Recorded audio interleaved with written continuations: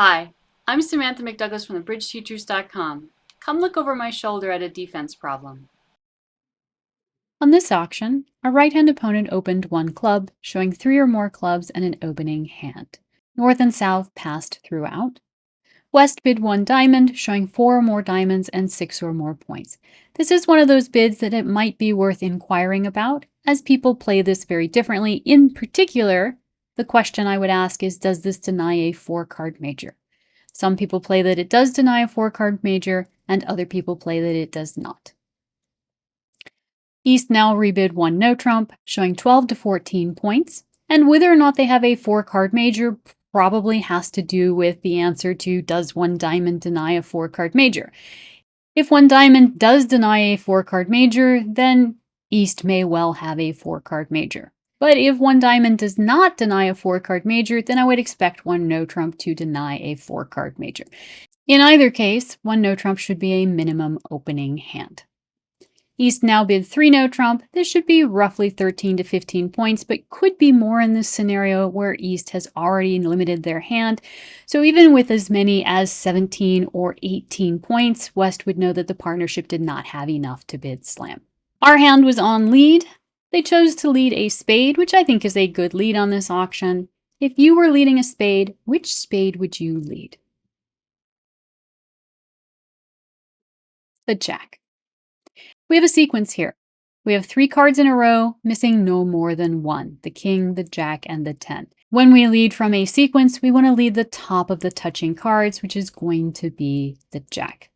We don't lead 4th best when we have a sequence. When we have a sequence, we want to lead from the top of the touching cards. We don't want to lead 4th down. That being said, the person who held our hand did lead 4th best and led the 8.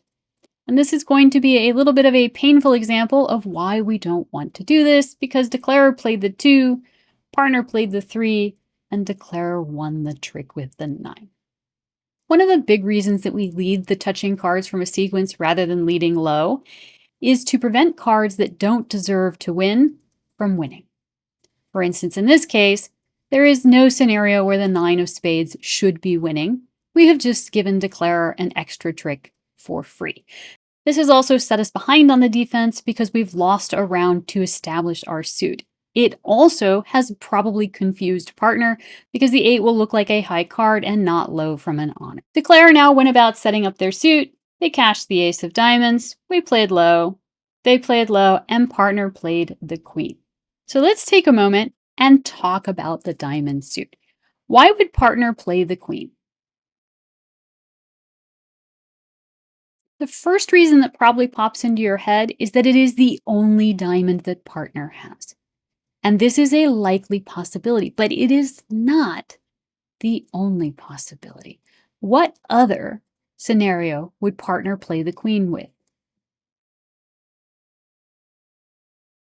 If partner had queen, jack, tight. When we have the queen and the jack and we are defending, we want to alternate which card we play. We don't want to be consistent about which card we play. This is true of any false card. So partner may have played the queen from queen jack to try and hide what's going on in the suit from Declarer and make the hand more difficult. The nice thing about this is that the only person who knows whether this is the queen singleton or queen jack is partner. But that doesn't actually affect how we are going to play the suit. Now, Declarer led the 6. It is our turn to play. What would you play? You should play low. 100% you should play low. There is a bridge saying that I'm not all that fond of, which is second hand low.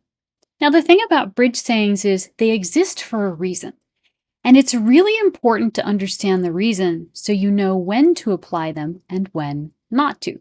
There are definitely times when we do not want to play second hand low. But there are also a lot of times when we do, and this is why this saying exists. So let's take a moment and talk about the saying. Why would we play low with the second hand? Because partner hasn't had a chance to play yet. In bridge, we want our high cards playing after the opponents. We're actually in a very bad position here because the bulk of the remaining diamonds are behind us in the west hand. Also, partner has a chance to play to this trick. Now, it's true, partner might be out. And if partner is out and we play low, declarer can simply play the 9 and win the trick. Why do I not care about that scenario? Because playing the 10 won't help. A lot of players in this scenario will play the 10 to force the king. Does that help you? Does forcing the king help you? No. The king is always good. Declarer can play the king when they want to play the king. There is no benefit to playing the 10 here. All you're doing is making the 9 good.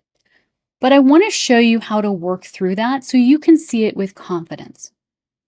There are two possible scenarios here in diamonds.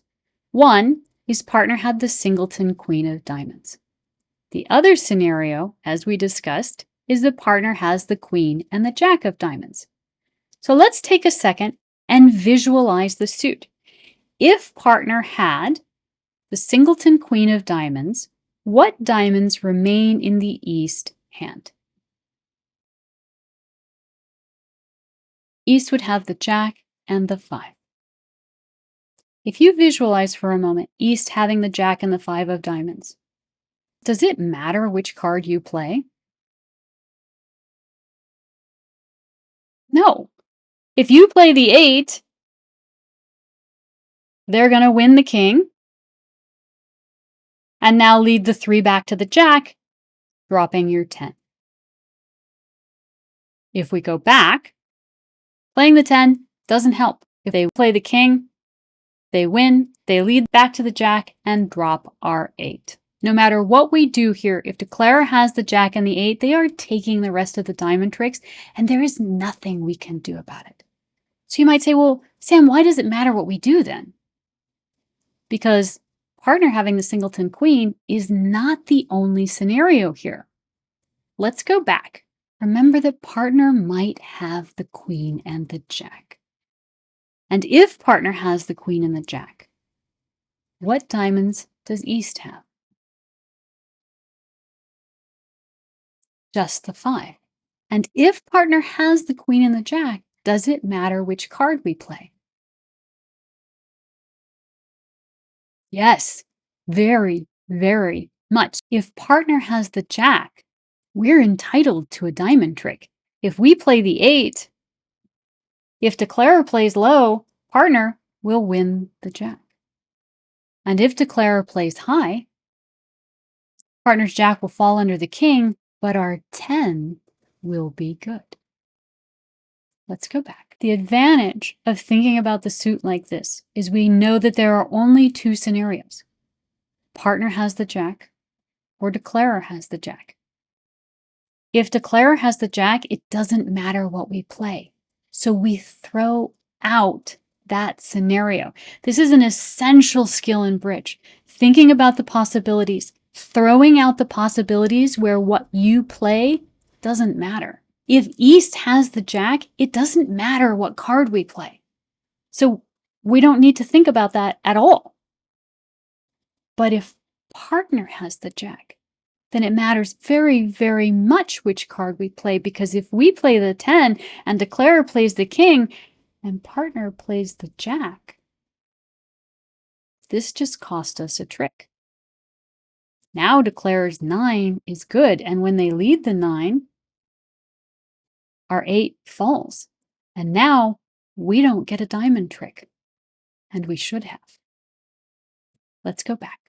Your decision in this moment comes from examining the two scenarios, determining that if East has the jack, it doesn't matter what we do, but if partner has the jack, it matters a ton.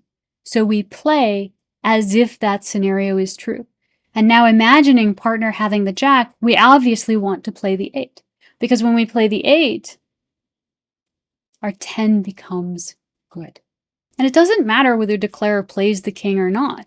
If we go back, if declarer decides to take this finesse, then partner wins with the jack. And either way, we're getting a diamond trick. Let's look at all 4 hands. Declarer was always going to make this hand. They can create 2 spade tricks by taking the spade finesse. They can create 2 heart tricks by taking the heart finesse or just losing a heart. They have 2 club tricks, and they can create 4 diamond winners. Declarer is always making this hand. But Declarer should not be making 6 on this hand. Declarer should not be winning that first trick with the 9 of spades. Declarer should also have to give us a diamond to make the diamonds good.